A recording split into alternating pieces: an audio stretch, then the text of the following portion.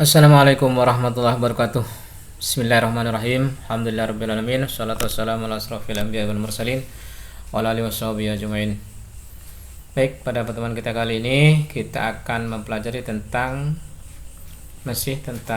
hidrokarbon, kompetisi dasar yang sama 3.1 dan 4.1, tentang analisis struktur dan sifat senyawa hidrokarbon berdasarkan tekanan atop karbon dan golongan senyawanya, membuat model visual berbagai struktur molekul hidrokarbon yang memiliki rumus molekul yang sama.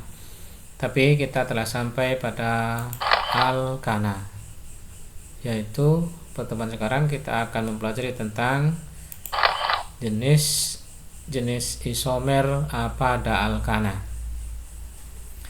Jenis-jenis isomer, kemarin sudah belajar tentang isomer. Isomer adalah senyawa berbeda yang mempunyai molekul yang sama. Senyawa berbeda yang mempunyai rumus molekul yang sama. Lalu jenis-jenisnya itu apa saja? Untuk isomer pada alkana, jenisnya itu ada 3. Yang pertama itu isomer rangka. Isomer rangka seperti ini. Rantai induknya adalah dia butana. Kalau ini rantai induknya adalah propana. Nah, kalau beda rantai induk, maka dia sebut isomer rangka. Isomer kerangka. Kerangka dasarnya atau induk dasarnya atau induknya atau kerangkanya. Beda di kerangka, yang dimaksud di sini adalah rantai induknya berbeda.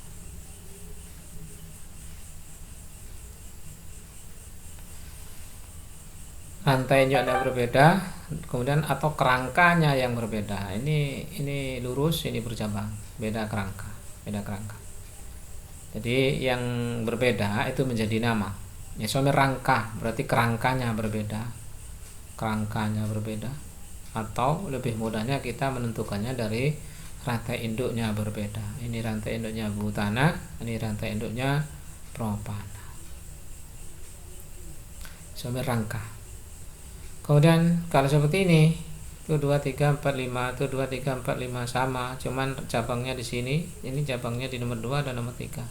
Ini isomer juga, jenisnya apa? Isomer posisi. Rantai induknya diurut dulu dari rantai induk. Rantai induknya berbeda, dia isomer rangka. Kemudian kalau rantai induknya sama, nah ternyata rantai induknya sama, ini baru cek cabangnya, posisi cabangnya. Nah, posisi cabangnya yang berbeda, maka yang seperti ini yang beda itu menjadi nama isomer posisi. Karena rangkanya berbeda, isomer rangka. Karena posisinya yang berbeda, isomer posisi. Isomer yang kedua dari alkana adalah isomer optik. Isomer optik ini khusus.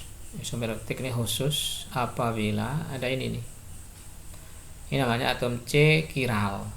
Atom C kiral atau atom C asimetris. Atom C asimetris, lebih tepatnya atom C asimetris. Berarti apa asimetris? Tidak simetris. Keempat cabangnya ini berbeda. Keempat tangkainya ini berbeda. Maka ini disebut akan muncul sifat optik. Apabila 2 tangkai sama, di sini CH3, di sini CH3, maka tidak akan muncul optik. Di sini CH2, di sini CH2, CH4, di sini CH2, CH4 sama di atas dengan di bawah, maka tidak akan muncul sifat optik. Akan tetapi apabila keempat-empatnya berbeda, di sini ini berbeda dengan yang di atas, berbeda dengan yang di kanan, berbeda dengan yang ini, semuanya berbeda, maka atom C ini disebut dengan atom C asimetris. Kalau ada atom C asimetris, maka akan muncul sifat optik. Apa sifat optik? Akan ada kembaran yang sama dari ini, akan ada kembaran senyawa yang berbeda, tapi mempunyai rumus molekul yang sama, akan tetapi dia bedanya hanya dari segi optik. Dia seperti bercermin antara telapak tangan dengan telapak kiri. Telapak tangan kanan dengan telapak tangan kiri, itu adalah isomer optik. Dia kalau dihadapkan antara telapak tangan kanan dengan telapak tangan kiri, maka dia seolah-olah kembar. Tetapi sejatinya tangan kanan tidak sama dengan tangan kiri. Begitu juga ini. Senyawa yang di sebelah kiri ini berbeda dengan senyawa yang di sebelah kanan. Dia kembar dalam segala hal. Kembar dalam segala hal, cuman bedanya kalau dia dicerminkan. Sama seperti telapak tangan kanan dengan telapak tangan kiri. Ya kalau dicerminkan lalu akan ketahuan bahwa dia berbeda. Ini kembar. Dua senyawa yang berbeda. Nah, kalau ada alkana yang mempunyai seperti ini, maka dia dikatakan isomer optik. Syaratnya harus ada atom C asimetris. Lalu kalau begini bagaimana memberi namanya? Memberi namanya adalah ditetapkan satu saja, satu atau di bawah begini, satu saja senyawa yang sama, satu saja senyawa yang sama ini sebagai pegangan. Lalu masing-masing cabang ini diurut dari MR-nya yang lebih ringan ke dari yang paling ringan ke yang lebih berat. Kalau ini jadikan pegangan, maka yang paling ringan ini, berikutnya MR yang paling ringan ini, berikutnya yang paling ringan adalah ini. Berarti dia berurut dari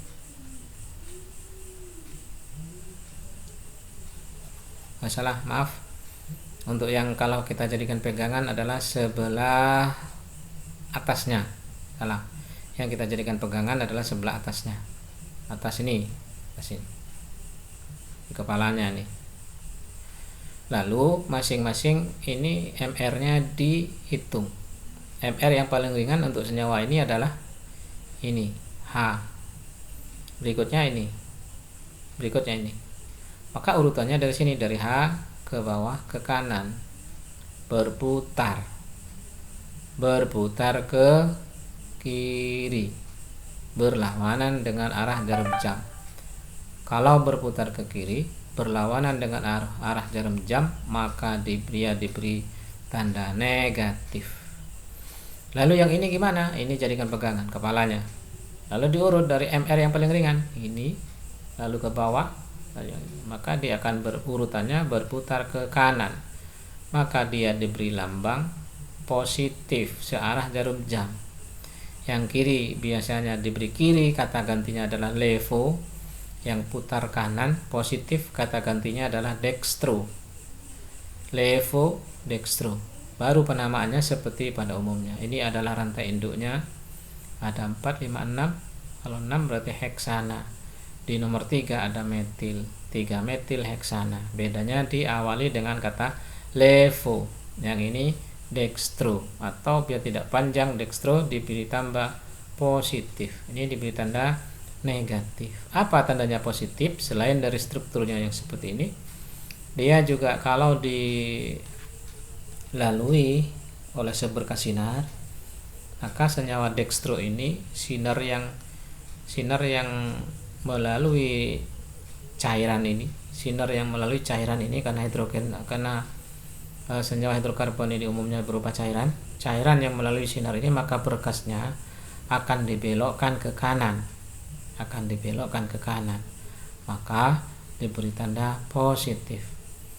Yang ini karena di dalam sumbu simetri yang sebelah kanan itu positif, yang sebelah kiri negatif. Lalu ini cairan yang sama, yang kembar dengan ini, kalau dilalui sedang seberkas sinar, maka dia akan dibelokkan ke kiri, maka dia diberi lambang negatif.